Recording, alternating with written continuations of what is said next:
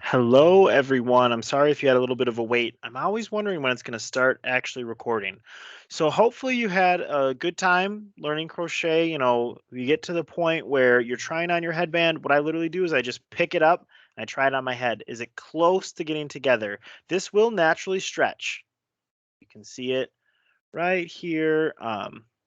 It naturally stretches a little bit. Um, and so you don't want it too loose on your head because that's going to fall right off. You want to have it a little bit stretchy so it stays on your head. So you don't want it to be quite connected, but almost the tips touching when you put it around your head, however you want to wear it. Um, you can see there is a pattern here. It gives it a little bit of texture, and that's because you went through the back loop. Technically, if you wanted to have a scarf, you could just keep going. You don't actually need to combine this into a headband. You could keep going for as long as you wanted and have a great scarf. You know, that's a great option for folks. I don't tend to start with scarves because they take a long time. A headband's much quicker. It's more satisfying to get it done. And so that's what we're going to do. I'm going to show you for this video how to combine it and finish off your project. I do suggest that when you end your project, you want to have, this is where you started, this is where your foundation chain is, and you have your little leftover yarn.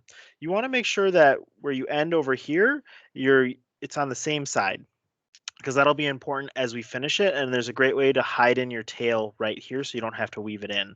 And so that's what we're going to do. And so you can always look up on YouTube several different ways to finish a headband. My way is pretty simple. So you take these two ends and you hold them side by side, and hopefully they should be about the same length, especially if we're keeping track of our number of stitches, all that great stuff. And so what you're going to do is the side that's closest to you is going to be the side that you just finished, and the side that's further away is where you started. So you have your crochet hook, you have this yarn here, grip your yarn, and what you're going to do is you're going to lay this other yarn that's not connected across the top, and you're going to go through it and catch it as you're seaming. That way you don't have to sew in this end. So you're just going to lay it right atop, and then what you're going to do is you're going to go through where it matches up. You're going to go through the far side. You're going to grab the yarn. So yarn over, grab it, bring it back through, and then just bring it through your original hole. There you go. And you're going to do that all the way through. And so you're going to do, then you're going to just do a chain one. Grab it, bring it back through, and you chained one. So same thing, make sure the ends are lined up here. You're going to go through the next spot, go through both of them. This doesn't have to be pretty. I mean, it's just going to be a seam at the end. And so if you want to, take your time and exactly match it up, you can. I'm never that patient. So just to be honest, you're going to grab it, bring it back through. And then I chain one. And you're going to keep doing this all the way through, making sure that this leftover tail is in between when you're chaining one, because that's going to catch it each time. I'm just going to go through, grab it, bring it back through. Oops.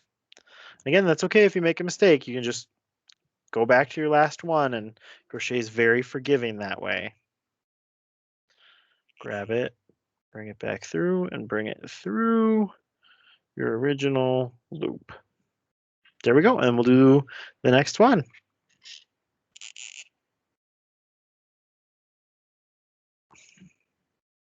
Chain one, and we'll keep going down the line and just keep this lined up as you're going. So this is not the prettiest seam, but as I said, I am usually just making things for myself. And so if it's warm, it's going to fit on my head. I tend not to care that much, if I'm being real honest with you guys. So chain one, go back through. Go through both, grab it, bring it through. Bring it through, and then chain one. We're going to go all the way down.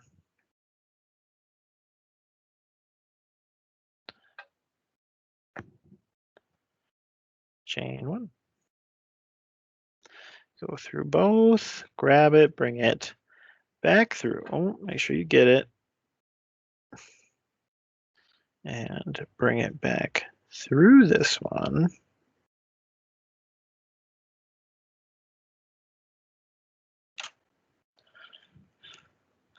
Take your time with this. It's a little more futzy than just doing the double crochets. So bring it through the bottom of your stitches, go over, yarn over, bring that back through, chain 1. So you can see we're getting closer and closer to being done. Yarn over, bring it back through. Sure you bring it back through and chain 1. So go through the bottom of the stitch right at the edge, through the other bottom of the stitch. Make sure I'm leaving this working tail over here. Grab it, bring it back through and chain 1.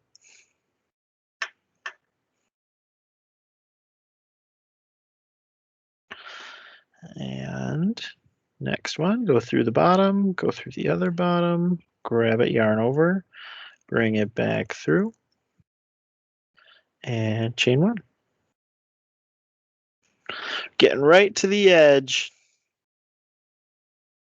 Just bring my working tail right over there. Go through the bottom of the stitches, yarn over, bring it back through, chain 1.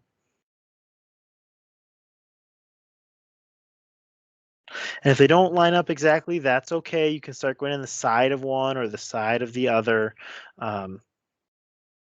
It's, definitely not the end of the world. Yarn over, bring it back through, chain 1. Now I'm right at the side. I want to do 1 or 2 more just because I like how that looks and it feels secure. Don't need to yarn over. I'm not doing a double crochet. You really get in the habit after you do a lot of them. Yarn over, bring it back through, and chain 1. So let me check my ends here. They're pretty good. I'll do 1 more and that'll be it. And I'm basically going in the side at this point. So right through 1, right through the other 2 I want. And yarn over, bring it back through. And that's it. Now this time, instead of chaining 1, what we're actually going to do is we want to leave ourselves a little bit of a tail. You're going to use the scissors, cut that, and you're going to yarn over and pull the whole yarn through. And at this point, I will show you how to tie in your ends. This end we caught through the entire way, so you can pull it a little bit tight. And then you can just trim this one. You don't need to do anything with this one. This is the one we caught as we were going through and finishing. So I'm just going to trim that off. Don't need to worry about it. It's going to be nice and snug in there. This one, we have a couple choices. Some people will knot this and just tie it off. They don't really care. I've never had an issue with knotting it. I don't tend to do that. But what I will do is I'm going to try and tuck it in between all these other stitches. You could do that with a crochet hook if you want. I use a darning needle. You could use a darning needle. When I've been out and about places crocheting and I don't have my darning needle with me, I have used a paper clip. And again, you could just knot it and pull it tight and then snip it. That's fine too. But what I will do is I will thread my darning needle. And then there's no right way to do this. You just go into different stitches and you hide it. And I've never had an issue with it coming loose. So if I get real close so you can see what I'm doing. Right here, I'll go underneath the V's I can see on the side. So I'll go under that one, bring it all through. Then the one right next to it, I'll go top down, the little V. Bring it back through. And I'll just keep repeating that.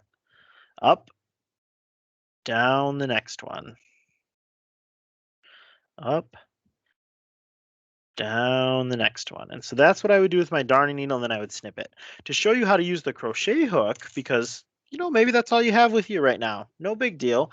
The next one I would be going from down to up, and so I'll put my crochet hook right through that V, and then I just grab the yarn and bring it back through and pull it all the way through.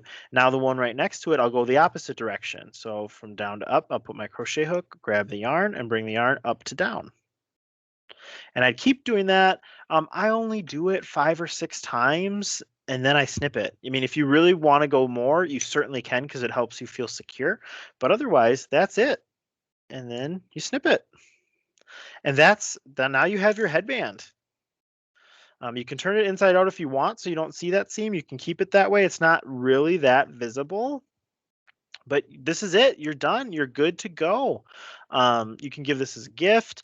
If you want to, you can wash this. The yarn that you're given is 100% acrylic, so it's machine washable, machine dryable. Don't need to worry about that. And it's good to go.